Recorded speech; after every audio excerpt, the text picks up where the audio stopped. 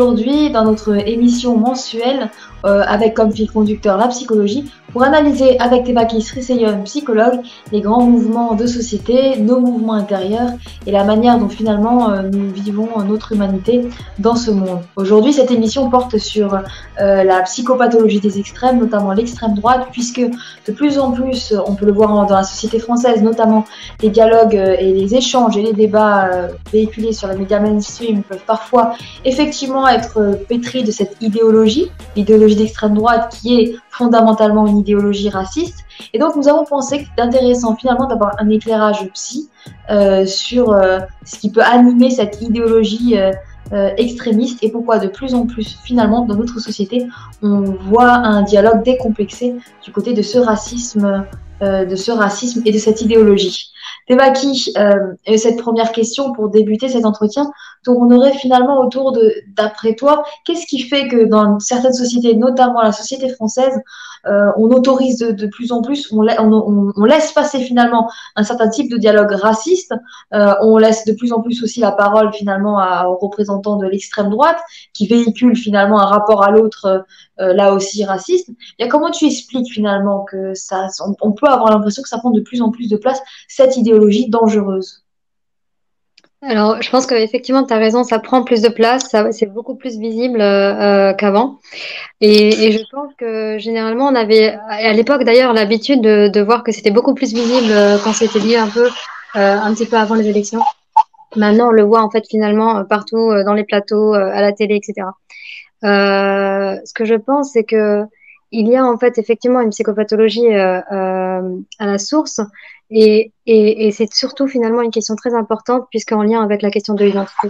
Il y a un enjeu identitaire à la fois dans le fait d'instrumentaliser une peur au niveau des citoyens, mais aussi finalement une psychopathologie, c'est-à-dire qu'il y a en fait une réelle insécurité concernant en fait l'identité du français. Et je pense que du coup, il y a un enjeu de manipulation de la part du gouvernement pour justement distiller de la peur et créer en fait un mouvement justement de rejet, de, et de non-acceptation de l'autre. Et on verra un peu plus en détail un peu plus tard justement les mécanismes qui sous-tendent ces mouvements. Mais ce qui semble aussi apparaître finalement donc tu disais chez le français ou les français, mais finalement le français ou les français sont déjà à l'origine plurales. Parce qu'on voit que la France a été constituée par des vagues de migration. Je me souviens quand peut-être que tu as fait la manifestation quand nous étions beaucoup plus jeunes, il y avait ce slogan, nous sommes tous des enfants d'immigrés. Effectivement, la France, si on est sur le terrain, on pourrait dire est une terre de migration. Et quand on voit finalement ce qu'en disent nos gouvernements, quand on voit par exemple des polémistes comme Zemmour qui prennent parole et qui ont en eux la destruction de l'autre, eh bien on ne peut trouver ça qu'étonnant puisque la société française justement est une société qui repose sur le fait qu'il y a plusieurs regards, plusieurs cultures, plusieurs religions qui arrivent très bien à cohabiter ensemble. Et parfois j'ai l'impression que finalement sur le terrain on cohabite bien, mais c'est plutôt dans la sphère de ceux qui se posent en élite, dans la sphère de ceux qui ont un certain type de médias, qu'on cherche une forme de division. Et d'ailleurs, on a pu le voir en France à quel point finalement le débat a été complètement perverti par le fait de stigmatiser les musulmans et de vivre les musulmans comme l'ennemi. Est-ce que c'est pas aussi une répétition de l'histoire avec un grand H? Parce qu'on le voit aussi que finalement cette haine de l'autre, elle a été à l'origine finalement des plus grands drames de l'humanité. Et si certains, tu as peut-être pu l'entendre, moi je l'ai beaucoup entendu dans ma clientèle, certains disaient que l'ambiance en France leur rappelait finalement des temps anciens. Eh bien, il faut quand même se poser la question. C'est qu'il y a un trauma collectif en France du côté finalement de ce qui a pu se passer lors de la guerre de 39-45. Et aujourd'hui, quand on voit comment finalement certaines minorités sont stigmatisées, je dis encore les musulmans, eh bien on ne peut qu'avoir l'impression que la France répète et répète et répète sans cesse une erreur avec l'altérité, une altérité finalement qui est sienne. Effectivement, en fait, tu as raison par rapport à cette question de l'identité plurielle. Mais en soi, même s'il n'y avait pas de migration, il y aurait de toute façon une identité plurielle, puisqu'en fait, on n'est jamais exactement comme l'autre. Il y a toujours en fait du différent en nous, et c'est ce que justement l'humain n'a pas conscience et n'a pas connaissance. On est tous une construction, donc on ne peut pas en fait en soi être le même. Et donc, du coup, on cherche en fait à se regrouper. Et c'est une question d'identification. On s'identifie à certaines caractéristiques. Mais si on prend d'autres caractéristiques, justement, ben on s'identifierait autrement. Et on se sentirait donc autrement aussi. Et donc, c'est ça qui est aussi intéressant. C'est selon, en fait, les groupes d'appartenance, à quoi l'on croit. En fait, on appartient toujours à différents groupes. C'est jamais le même groupe. C'est jamais un groupe homogène. Il y aura toujours en fait une, euh, une pluralité, une identité en tout cas plurielle des identités. Enfin, nous-mêmes, nous avons plusieurs identités. On n'en a pas qu'une. Euh, la deuxième chose par rapport à ce que tu disais, oui, il y a en fait une répétition de l'histoire, mais il n'y a pas que une répétition de l'histoire pour moi. Il y a aussi en fait une projection sur l'autre d'un du rejet de cette part du différent que l'on porte en nous. En fait, l'autre devient un ennemi. On sait très bien finalement comment la projection marche. On projette toujours ce qu'on n'aime pas, ce qui nous dérange et que l'on porte en nous, mais qu'on arrive beaucoup plus finalement à voir chez l'autre. Donc c'est aussi ça qui est important, c'est de voir en fait qu'est-ce qu'on n'aime pas chez l'autre et qui est du coup montré du doigt, que finalement en psychothérapie par exemple, c'est quelque chose en psychanalyse, on pourrait le voir. C'est-à-dire qu'une personne va parler clairement de son problème avec l'altérité et d'utiliser des mots assez précis pour finalement désigner cet autre qui est donc un autre pas assez bien, qui ne devrait pas être valorisé, qui ne devrait pas avoir de place, qui n'est pas assez. D'ailleurs, il y a un rapport entre tu sais, le plan supérieur et inférieur, donc toujours se positionner de façon supérieure, et ça, on sait que ça renvoie à une insécurité, à un sentiment d'insécurité, de se sentir finalement presque dans cette peur d'être en position inférieure. Alors vite, vite, il faut écraser, vite, vite, il faut aller du côté de cette place supérieure. Et, euh, euh, et en fait, il y a en fait une réelle projection quand on regarde et qu'on retrouve et qu'enfin quelque part on reprend le fil des associations. Et ben en fait, au final, on arrive enfin presque de thérapie quelque part à voir que d'une certaine manière, les mots qui sont été utilisés pour l'autre, finalement, décrivent cette partie qu'on n'aime pas de soi, qu'on rejette de soi, et que du coup, on voudrait justement vouloir voir détruit. Et c'est ça qui Oui, est important. ouais, c'est très intéressant et peut-être qu'on peut globaliser ton idée à, du coup, aussi dans la notion de groupe, de comment finalement on utilise ces mécanismes à l'œuvre dans l'inconscient et à l'œuvre dans tout être humain pour finalement manipuler les masses. Parce que quand on regarde en France et du côté de ce qu'on pourrait appeler la psychologie collective, eh bien, on peut voir qu'il y a une volonté d'activer quand même quelque chose du côté de la haine de l'autre, du côté de l'autorisation aussi finalement de la haine de l'autre. Parce que quand on regarde aussi la manière dont on vole la terminologie à celui qui se sent concerné, c'est notamment le débat autour du terme islamophobie, où finalement en France, certains posent l'hypothèse à tort, notamment l'essayiste Caroline Forest, qui a été de nombreuses fois pointée du doigt pour ses inexactitudes et puis pour finalement parfois certaines théories qui ne sont pas valables sur un plan scientifique. Eh bien, le terme islamophobie, c'est un terme qu'on peut utiliser dans tous les pays, y compris en Angleterre. Nous deux qui travaillons en Angleterre, nous l'entendons souvent, ce terme-là d'islamophobie. Et c'est en France où finalement certains vont presque confisquer ce terme à ceux qui pourraient se sentir concernés et imposer un autre terme. Il y a donc un peu une impression de majorité non concernée par cette problématique qui va voler une terminologie à la minorité qui est concernée. Qui, comme le dit Albert Camus, une démocratie, c'est quand la majorité prend soin de la minorité, minorité et majorité, qui constituent ensemble l'entité du pays. Chez nous, en France et dans d'autres sociétés aussi, ce que l'on remarque, c'est que finalement, les minorités sont un peu mis en avant comme comme des boucs émissaires d'une société qui ne marcherait pas bien, de problématiques. On angoisse aussi beaucoup la société, le peuple, notamment avec avec l'islam. Donc il y a chez certains une angoisse justement d'être envahi, qui est effectivement une forme de névrose. Il y a quelque chose effectivement de, de problématique avec sa propre identité, parce que si on est tout à fait au clair avec sa propre identité, comme tu le disais, on ne peut pas avoir peur d'être envahi par l'autre. Cette notion même de l'autre qui envahit n'existerait même pas. Quand on est au clair avec son identité, nos contours sont bien fermes et bien arrimés, il n'y a pas cette peur-là. D'ailleurs, on pourrait comparer la société, même si c'est tout à fait différent et qu'il n'y a absolument pas les mêmes origines. Si on regarde la société mauricienne, le terme d'être envahi n'existerait même pas. C'est même pas un terme finalement qui aurait une valeur, on va dire même dans l'inconscient, puisqu'ils ont l'habitude de vivre ensemble et que ce vivre ensemble n'est pas questionné.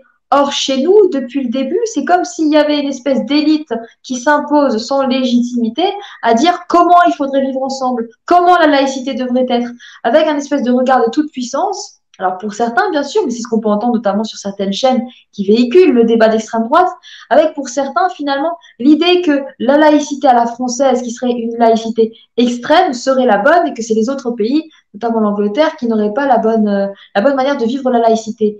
Et pourtant, quand on regarde comment les pays fonctionnent, on peut remarquer que finalement, le vivre ensemble se ressent beaucoup plus en Angleterre, un pays où on ne laisse jamais passer, médiatiquement parlant, un propos raciste. Tandis qu'en France, maintenant, on peut dire que depuis quelques années, enfin, c'est même devenu une banalité. Et puis, il y a même je citerai l'essayiste Zemmour, qui continue à prendre parole et à dire des énormités. Et tu vois, Thévaki, nous dialoguons souvent des stigmates que ça peut créer dans une société, mais finalement, le fait que la société française, qui est une minorité, qui peut être de confession musulmane, qui peut avoir une histoire qui est passée par l'exil, que peut-elle penser quand on a des personnes qui prennent parole dans les médias et puis qui vont clairement dire que les personnes qui constituent les prisons, c'est par exemple il y a beaucoup plus d'Arabes en prison que d'autres. Oui, ceci est un propos raciste pour nous qui l'analysons. Et pourtant, dans les médias, ça passe et je pense que ça traumatise finalement des générations et ça empêche aussi, comme dans d'autres pays, des enfants qui grandissent en France de se dire je peux être moi, je peux rester moi et je peux être français et je peux avoir une origine diverse. C'est comme si finalement, dès le début, il y avait une espèce de norme qui était imposée et qui était, pour moi, au sens propre du terme, traumatisante. Pour être français, tu ne peux pas être tout à fait toi. Donc voilà, c'est plus un partage qu'une interrogation. Quel est ton regard, toi, sur la société telle qu'elle marche et sur cette instrumentalisation de la haine de l'autre? Bah, déjà, c'est super important ce que tu viens de dire parce qu'effectivement, il y a une identité qui n'est pas claire. Et, et à partir de là, en fait, se génère finalement tout ce que tu racontes.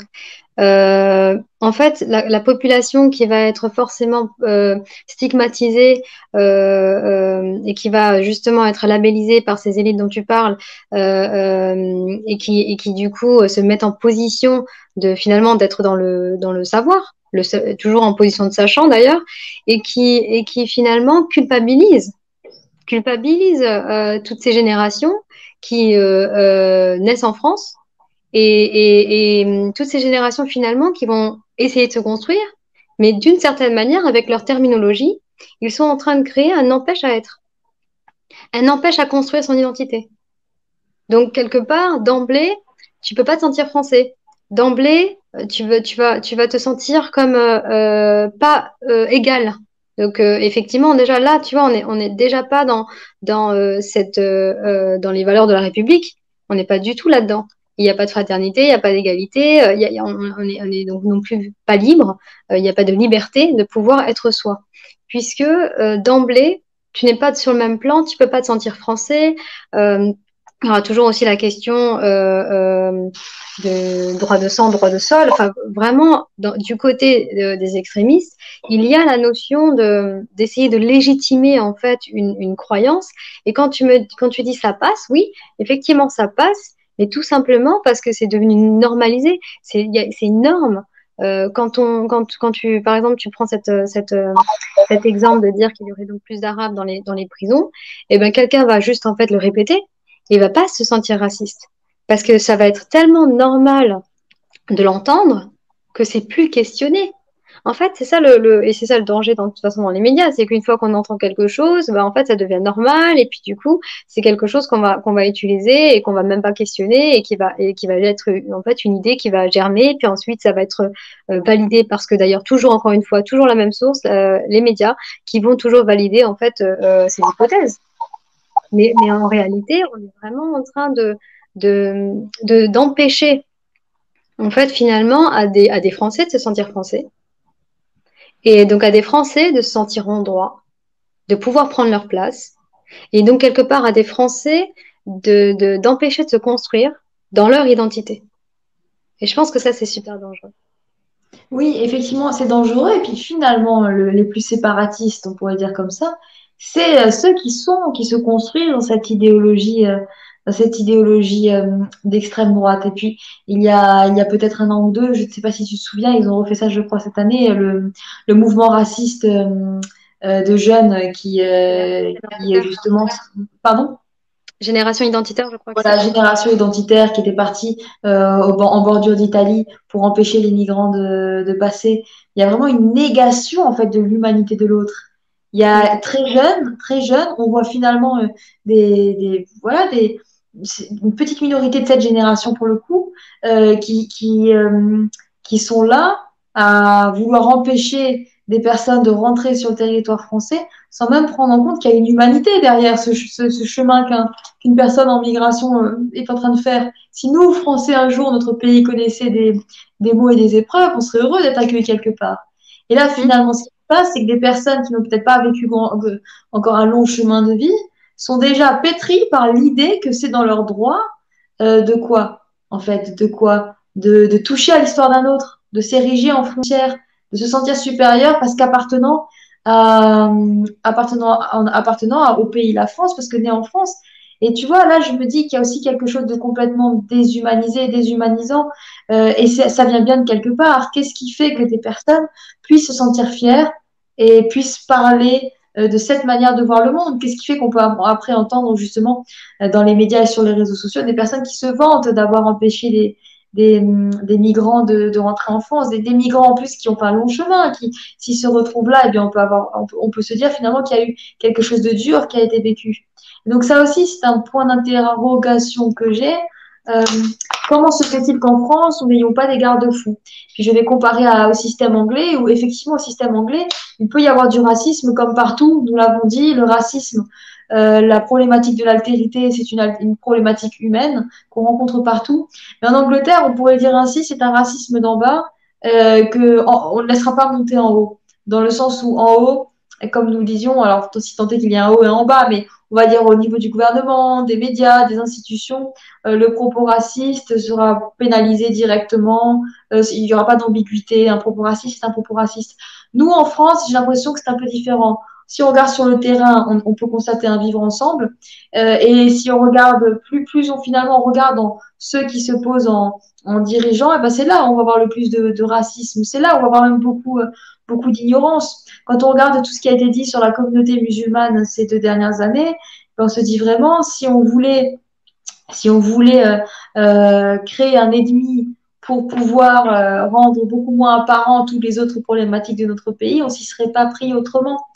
Donc il y a Mm. quelque chose là aussi, il y a une imagerie, un champ lexical de l'autre qui est déjà en soi pathologique et qui porte déjà en soi la notion d'ennemi, la notion d'un autre qui n'aurait pas les bons codes, qui n'aurait pas les les mêmes valeurs. Et ce qui est aussi inquiétant, c'est qu'à tous les échelons de la société, eh bien, on voit à quel point le racisme peut dessiner un parcours. J'ai en tête notamment, je ne sais pas si tu te souviens, le Mediapart avait sorti récemment une expertise réalisée par un psychologue justement dans le cadre d'un dossier pénal. Et cette expertise était complètement connotée de propos racistes, mais même de propos liés à la colonisation. Et c'était passé. Alors, s'il n'y avait pas des médias justement comme Mediapart ou comme d'autres médias, comme Street Press ou des médias qui font de vrais gros travail d'enquête, j'imagine, on pourrait complètement passer à côté de ces histoires, finalement, de ces histoires où il y a eu de la destruction par rapport à l'extrémisme d'extrême droite.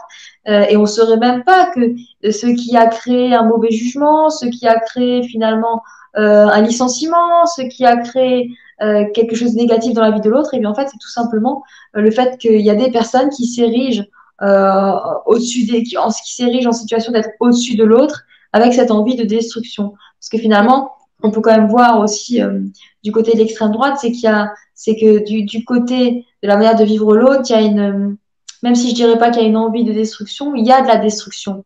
On détruit l'autre pour se construire soi-même. Donc, quelles est, toi, les solutions que tu proposerais pour notre pays? Et finalement, ce serait quoi les garde-fous qu'on pourrait penser ou imaginer pour que déjà le propos d'extrême droite, l'idéologie d'extrême droite ne puisse plus comme ça être installé comme un propos qui peut s'entendre? Oui, qui peut s'entendre et à la fois donc à la télé, mais en même temps aussi dans la transmission, c'est-à-dire donc aussi des discours que ces enfants entendraient aussi au sein finalement de l'espace familial. Et je pense qu'en fait, il faut, eh ben, à chaque fois, chaque débat va toujours mener à cette question de l'éducation. Mais tu vois, par exemple, quand tu me parles de cette, effectivement, de cette génération de jeunes qui iraient arrêter les migrants au niveau encore une fois des frontières, qui est encore un mot très parlant déjà. Euh, on peut, si on s'arrêtait juste quelques secondes en fait sur eux, il y a quand même cette notion d'être déraciné. Déraciné finalement, parce que finalement ils prônent quelque chose qui est de l'ordre du français et des droits et probablement de la protection. On peut imaginer on pourrait même comprendre en fait finalement leur discours. Si effectivement en fait si les migrants sont effectivement désignés comme un danger et non plus comme finalement des humains. Mais il y a aussi à comprendre que finalement là, ils sont complètement déracinés encore une fois, des valeurs de la République. Ils sont pas du tout dans cette notion de égalité, fraternité, liberté. Donc en fait, ça s'applique aux Français. Et au-delà de la frontière, ça n'existe plus. Donc on pourrait déjà se poser la question comment ça fonctionne pour eux, la notion de valeur. Qu'est-ce que ça veut dire pour eux d'être français? Et la deuxième chose, c'est donc de pouvoir comprendre qu'effectivement, il y a une transmission qui est faite de, de, de de tous ces discours extrémistes qu'ils auraient pu entendre. Et je pense que le fait d'entendre certains discours où justement il y a une sorte de fierté d'avoir arrêté un migrant, d'avoir fait un acte contre des migrants, etc., c'est aussi en lien avec finalement tu vois, une instrumentalisation de cette jeunesse, du fait d'avoir été missionné, d'avoir réussi, d'être valorisé de l'avoir fait. Mais tu vois, encore une fois, là, on est en pleine question de l'identité. C'est vraiment, en fait, comment tu vas te construire face à un discours qui va te valider et comment, en fait, tu vas finalement être un bon petit soldat. Être un bon petit soldat pour pouvoir tout simplement euh, incarner ce que finalement toutes ces personnes ne font pas réellement. Tu vois, il y a ceux qui portent les discours et puis après, il y a ceux qui vont finalement manifester les actes. C'est comme à l'armée, c'est comme finalement à chaque fois des gens qui vont décider de ce que ça va être et puis d'autres qui vont l'appliquer. Et je rebondirai sur ce que tu dis, petit soldat, parce que effectivement, quand nous parlons d'extrémisme, on peut parfois penser non pas à l'extrême droite, mais d'autres idéologies. Et finalement, ce que les extrémistes ont en eux, c'est d'ériger leurs croyances comme un état de fait, comme une vérité, de ne jamais se questionner. Et puis aussi, en quelque part, de s'autoriser à tout mettre en place et de s'autoriser à même le pire des mensonges pour leur cause.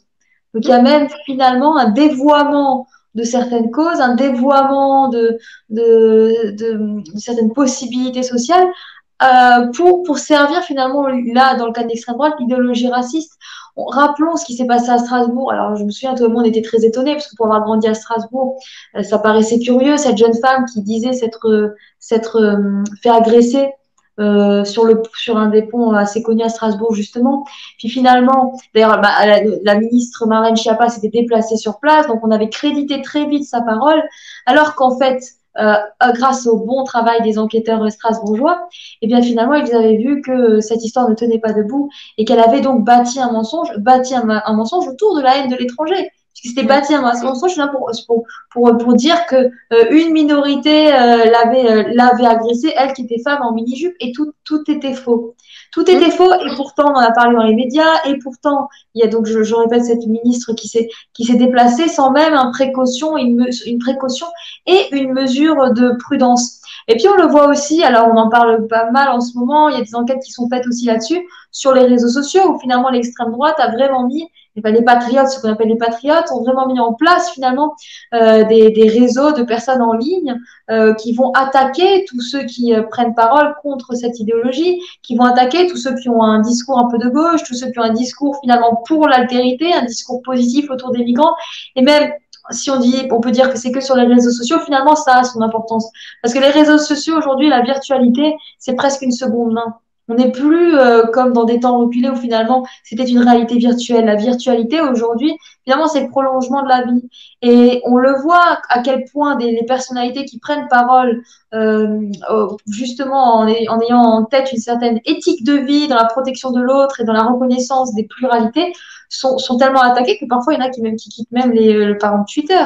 Donc il y a vraiment des méthodologies de certains anonymes qui mettent en place pour faire taire les autres. Les autres. Donc on est vraiment dans le dogme et dans l'idée que l'autre ne vaut rien, et dans l'idée que finalement on peut utiliser tous les mensonges pour servir cette cause qui, pour nous, entendons-le, est une cause raciste. Puis je citerai aussi, finalement, dans notre société, certaines personnes qui font des métiers qui normalement sont du côté des êtres humains et de l'humain, et puis qui vont là aussi s'autoriser aux propos racistes sans même finalement être pointés du doigt comme ayant là fait quelque chose qui pourrait être pénalement répréhensible. Je citerai l'avocat Éric Morin qui, dans le cadre de l'affaire de Tariq Ramadan, je ne sais pas si tu te souviens, on avait aussi parlé à l'époque, eh bien, avait été vu par un médecin lorsqu'il était en détention, et le médecin avait dit que la détention n'allait pas avec son état de santé, ce qui s'était avéré vrai. Et puis, cet avocat Éric Morin avait posé que le médecin étant arabe, comme celui qui était diagnostiqué finalement Tariq Ramadan, eh bien, ne pouvait pas avoir un diagnostic sûr. Donc là aussi, tu imagines un professionnel qui a fait beaucoup d'études, qui est médecin, qui a signé le serment d'Hippocrate, donc qui est installé dans sa médecine, est remis en question par un avocat qui lui aussi a finalement euh, qui devrait avoir ses propres promesses face à son métier. Il est remis en question par rapport à son altérité, il est remis en question par rapport à son origine, par rapport à son prénom. Qui veut dire que dans notre pays, quand on s'appelle Bilal ou quand on s'appelle un nom à consonance étranger, ça donne le droit à d'autres qui ont un prénom bien français de porter un jugement.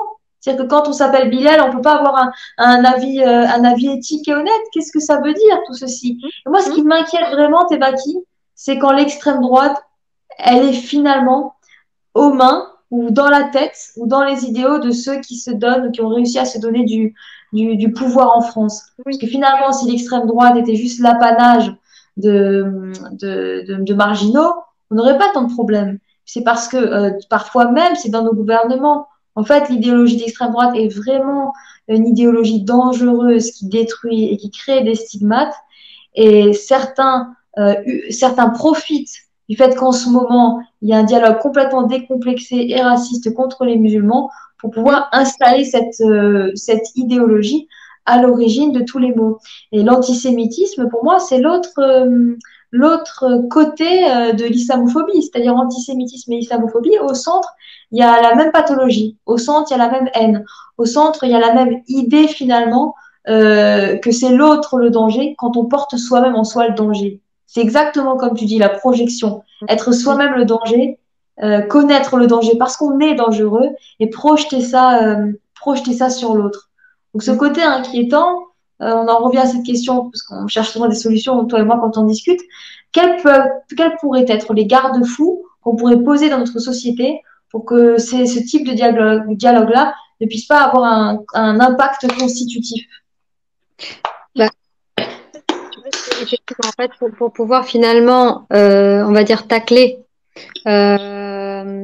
finalement ce tout droit. Ce tout droit, comme tu disais, finalement, c'est mis en place. C'est exactement ce que tu disais. C'est mis en place. Et en fait, on pourrait les voir comme effectivement des garde-fous mis en place pour que justement cette idéologie finalement fonctionne comme du coup ça passe aussi par les médias. En fait, c'est maintenu. C'est maintenu dans les cerveaux. C'est maintenu dans les habitudes, c'est maintenu dans le langagier, c'est maintenu dans les valeurs. Et du coup, il y a effectivement un tout droit et finalement ce discours décomplexé, comme tu dis, qui est là. Et pour pouvoir le tacler, c'est justement qu'en fait, il y ait d'autres garde-fous qui justement incarnent la réalité du terrain, incarnent la France, incarnent d'autres discours, incarnent le fait qu'on ne pense pas tous pareil, et quelque part, on a aussi le droit de penser autrement que à la télé, autrement que les médias, autrement que le gouvernement, autrement que certains représentants du gouvernement, parce qu'ils sont sûrement pas tous comme ça. Mais le fait est que, et c'est comme tu le fais toi aussi, finalement, dans tes émissions, dans le fait de donner la parole justement à toutes ces identités, de pouvoir en fait faire exister une histoire, tu fais exister une perception, tu fais exister finalement des autres, des identités qui sont vraiment une pluralité qui permet du coup de voir ce qui existe. Parce que c'est ça qui est dangereux, c'est qu'on croit en fait à travers finalement qui se voit à la télé, ben, quelque part, c'est que ça qui existe. Il n'y a rien d'autre. Mais si maintenant on avait finalement beaucoup plus d'accès à des personnes étrangères, éthiques, et qu'on puisse voir, ah ben, un tel est reconnu pour son travail, un tel a été reconnu pour avoir fait tel acte, etc., etc., ça serait pas juste des petites exceptions. Ça serait en fait une réalité du terrain. Et ça serait une question de personnalité, d'identité, plutôt qu'en fait finalement une question même de race. Même d'ailleurs ce concept, il a questionné. Ce concept, il a questionné. Mais tu vois là, quand tu parlais par exemple de cette personne à qui en fait on enlève finalement le droit d'être éthique, effectivement, on lui enlève sa légitimité. Et en fait, on pourrait se poser la question, qu'est-ce qui fait que finalement nos cerveaux pensent comme ça? Pourquoi on arrive en fait à accepter que, ah oui, effectivement, comme il est d'origine arabe et que donc ça va forcément donc remettre en question son diagnostic parce que la personne qui le diagnostique serait donc d'origine arabe. Mais en même temps, est-ce qu'on se poserait cette question-là? Si en fait finalement c'était quelqu'un qui était français par rapport quand je dis français, ça serait donc français selon par exemple les discours des extrémistes par rapport à notre français. Est-ce qu'on dirait quelqu'un qui est d'origine espagnole, par exemple, ou même italienne, ou n'importe? Est-ce qu'on dirait aussi ça, en fait? Est-ce qu'à chaque fois, on dirait ça? Et c'est ça qu'il faudrait pouvoir voir. C'est là où on voit qu'il y a du racisme. C'est là où on voit en fait que ça se pose et qu'en fait pour certains, c'est complètement normal de le penser, mais pour d'autres nationalités, on se dirait pas ça. Oui, et effectivement, et donc il y a une grande injustice, et donc comme toute injustice, et bien finalement, ça crée de la révolte, et c'est normal. Et si cette révolte, on ne l'entend pas, eh bien on continue à nier une partie des Français qui font partie de la France et qui ont une légitimité d'exister, une légitimité de dire et une légitimité de témoigner, oui, il y a de l'islamophobie, comme on peut témoigner de oui, il y a de la xénophobie, et oui, en France, il y a beaucoup de racisme. D'ailleurs, dans les pays à l'étranger, à l'extérieur, puis en Angleterre aussi, parfois quand on parle de la France, on parle beaucoup de l'islamophobie à la française. On parle beaucoup finalement de la question de toute l'histoire française, du fait qu'il y a un grand paradoxe. Il y a un grand paradoxe à être dans un pays finalement qui peut être fier de ses combats et qui peut être fier de sa nation. Quand on se promène dans les rues, on peut être fier de ce que nous formons.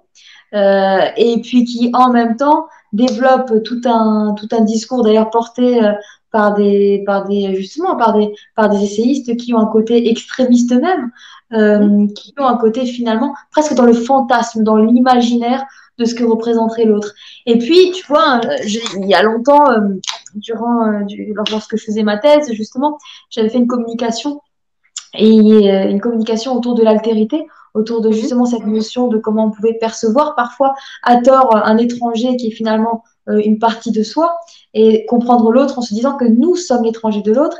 Et puis j'étais tombée finalement dans une conférence où il y avait l'essayiste dont je parlais au début de ce programme, l'essayiste Caroline Forest. Et puis j'avais été très étonnée parce que d'un point de vue psychologique, c'était vraiment intéressant à observer.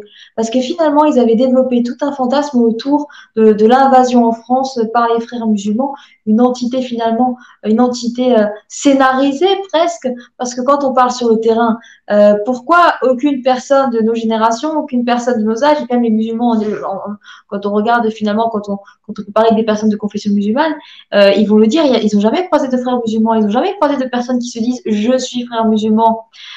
Et pourtant, dans cette dans ce réseau-là, cette conférence, il y avait cet essayiste qui avait vraiment développé l'idée de l'envahissement. Qui était vraiment là en train de dire que la France est envahie, sous couvert des associations, sous couvert de professeurs qui porteraient le voile, eh bien, il y a une espèce de islamisation de la France. Mais imagine à quel point c'est un peu, enfin, c'est presque une théorie complotiste. C'est presque complotiste de penser que quand une femme porterait le voile, déjà, c'est l'islam politique. Parce que non, finalement, en France, cet islam politique n'existe pas de cette manière-là. Ou alors, il faut le prouver et on est loin de l'avoir prouvé chez nous. Et puis, c'est aussi une manière de faire taire, de rendre silencieux. C'est une manière d'éteindre les petites associations, justement, qui existaient du côté des minorités. C'est une manière d'effacer finalement les femmes qui portent le voile pour leurs enfants. Un enfant qui grandit dans sa France parce qu'il est français et qui sait qu'on interdit à sa mère de l'accompagner en accompagnement scolaire parce qu'elle porte le voile, c'est carrément faire grandir cet enfant avec l'idée de ton pays rejette une partie de ta maman. C'est extrêmement grave en fait. On peut voir ça d'un point de vue sociologique et se dire oui, la société en ce moment, ben, comme le disait Freud, il y a un grand malaise dans la civilisation, mais d'un point de vue psychologique, on peut carrément se dire qu'on on détruit des générations, on élève des générations à avoir une problématique avec soi, peut-être même des difficultés plus tard à s'aimer. On pousse des générations à se vivre et à se voir dans la division. Et finalement, quand on regarde en France ceux qui en souffrent le plus, c'est aussi ceux qui étaient tranquilles à vivre leur religion. Quand on regarde quand on regarde, par exemple, les personnes de confession juive ou de confession musulmane, elles se sentent, et qui vivaient très tranquillement, elles se sentent presque menacées par la laïcité à la française. Si autant de Français se sentent menacés par la laïcité à la française, est-ce qu'il n'y a pas une problématique dans la laïcité à la française? Est-ce que la laïcité à la française n'est pas finalement la laïcité de l'extrême? Est-ce que cette laïcité à la française ne porte pas en elle le terreau justement d'une forme d'extrémisme où finalement on s'érige avec un dogme, nous devons tous nous ressembler, et la différence qui pouvait créer une nation de complémentarité devient finalement une différence qu'il faut gommer, qu'il faut effacer, comme des temps anciens où petit à petit nous avons marché vers le drame. Qu'en penses-tu? Ben, si on regardait un peu quelque part le but même des psychanalyses et des psychothérapies, c'est bien finalement de devenir soi. C'est bien la question de l'identité, de pouvoir devenir soi, de pouvoir se reconnaître dans toutes ces parties de soi.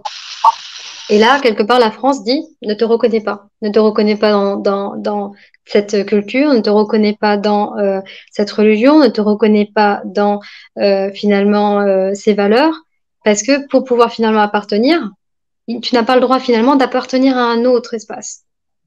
Et donc là, quand tu dis, quand un enfant finalement voit sa mère ne pas avoir le droit de porter son voile, eh ben l'enfant voit que sa mère n'a pas les mêmes droits, n'a pas le droit. Et l'enfant reprend ensuite aussi, qu'il n'aura pas lui non plus le droit. Et c'est effectivement une manière de... Et on sait aussi comment ça marche. Chaque fois qu'il y a en fait une graine plantée, ça va impacter les générations suivantes.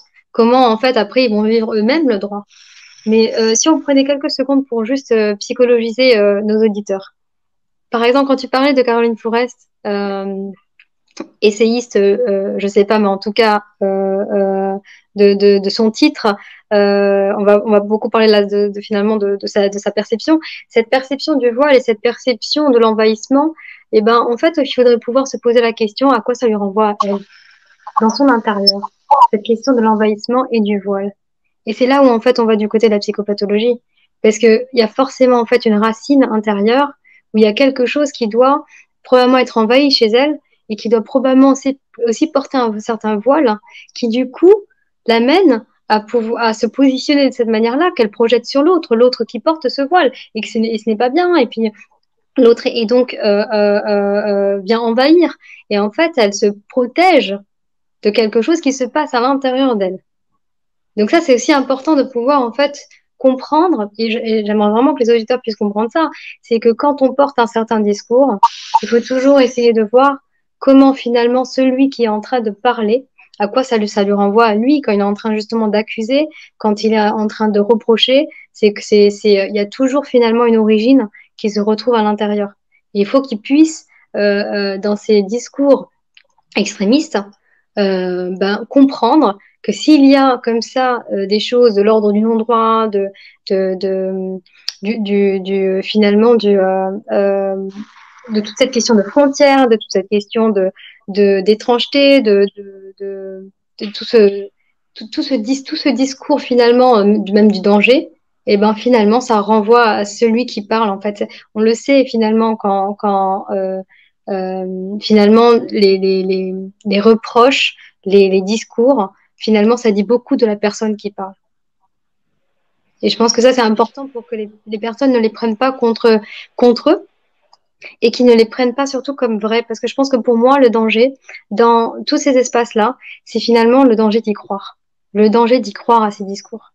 Et je pense que si déjà les générations qui nous entendent pouvaient finalement déconstruire ces discours, pouvaient ne pas se sentir concernés, parce que finalement ça concerne celui qui accuse, s'ils pouvaient finalement se déplacer en disant quelque part, je ne peux pas discréditer, je ne peux pas finalement créditer ton discours parce que c'est justement, il y a tellement de choses à l'extérieur qui discréditent ce que tu dis, et de pouvoir voir aussi que l'identité, c'est une construction, et que l'identité, c'est une construction qui se passe à travers de multiples identifications et non pas juste à une caractéristique, mais finalement à tout un pan de caractéristiques et qui va finalement faire sens dans sa construction à soi, et ben c'est là où en fait le déplacement est possible et on peut du coup ne plus laisser la place à ces personnes à qui on donne ce droit et se laisser faire qui est inacceptable. Oui, alors ça en revient peut-être aussi au fait de ne pas forcément tout le temps répondre aux propos racistes pour se défendre, mais simplement dire et exister. Ne pas répondre, mais dire. Et finalement que ces minorités qui sont attaquées, eh bien, en entendant peut-être des justements, en entendant d'autres voix et en s'autorisant à être une autre voix, prennent leur place. Parce que le contre-pouvoir, c'est être soi-même contre-pouvoir. La vraie information, quand on doit faire face aux fake news, c'est être source d'information. Donc je pense qu'il faut que finalement les nouvelles générations, on les élève de plus en plus à prendre parole, on les élève de plus en plus à finalement ne pas suivre ce qui est dit et devenir soi-même un espèce d'électron libre, de devenir soi-même sa propre boussole sur la base d'un savoir qu'on recherche, sur la base finalement je le répéterai ainsi, de prendre sa place. Parce que si de plus en plus de Français issus des minorités prennent des postes à pouvoir, ça change déjà l'horizon. Ça change déjà l'horizon, ça permet que les plus jeunes s'identifient, ça permet aussi un équilibre plus juste dans les regards.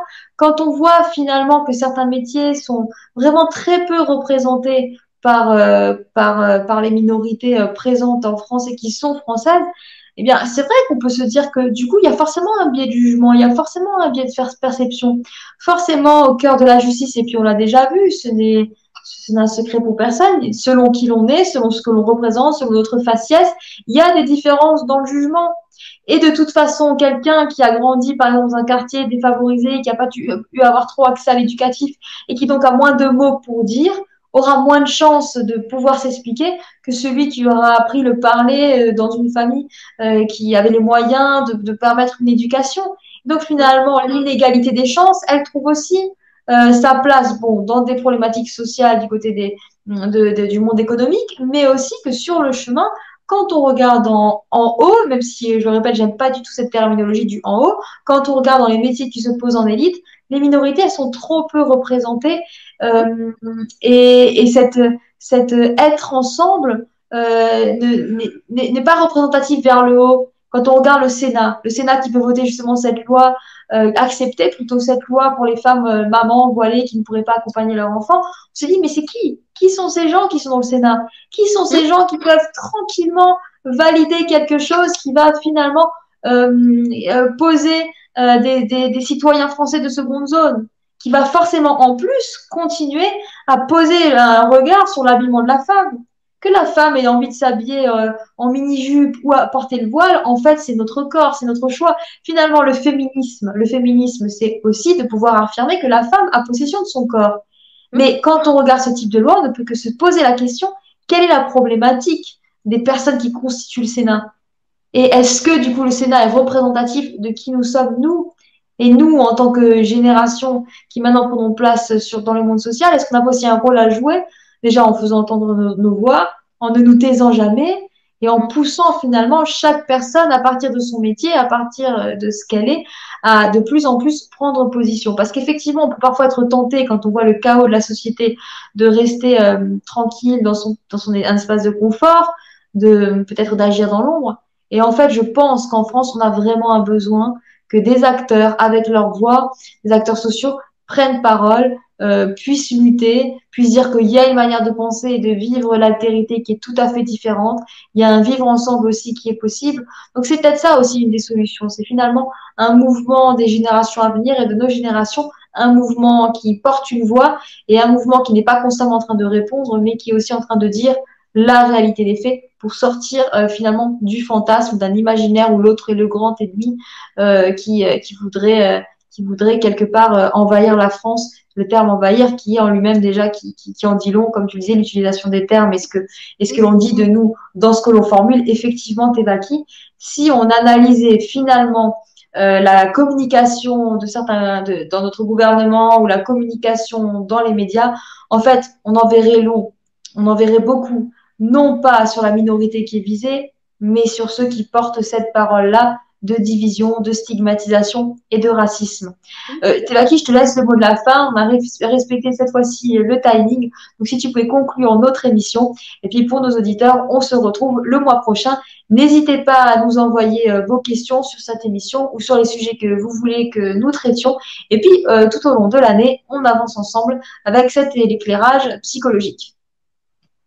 Et donc pour finir, je pense qu'il est important effectivement, comme tu dis, de prendre place, de faire exister sa voix, surtout son identité, et croire en une religion ou croire en des valeurs, en une autre culture que celle que la laïcité accepterait, c'est pas être moins français. Je pense qu'il faut pouvoir se donner finalement ce droit d'être français comme on le veut et de se donner le droit de s'identifier à ce que l'on veut et quelque part vraiment encore une fois de prendre place tel qu'on est et d'exister et effectivement de pouvoir du coup se rendre visible. Alors oui, il y a des inégalités dans la société, il y a plein d'endroits où c'est des chemins barrés, mais il y a probablement d'autres possibilités, d'autres voies pour pouvoir finalement se rendre visible, exister et et faire quelque part autrement, mais en même temps, toujours en lien avec finalement une légitimité qu'il faut pouvoir en fait accepter. Merci pour ce moment qui a été, je pense, qui a brassé des questions très intéressantes et importantes. Et je pense qu'on on continuera avec d'autres émissions, d'autres thèmes pour pouvoir justement permettre à chacun de pouvoir trouver sa place.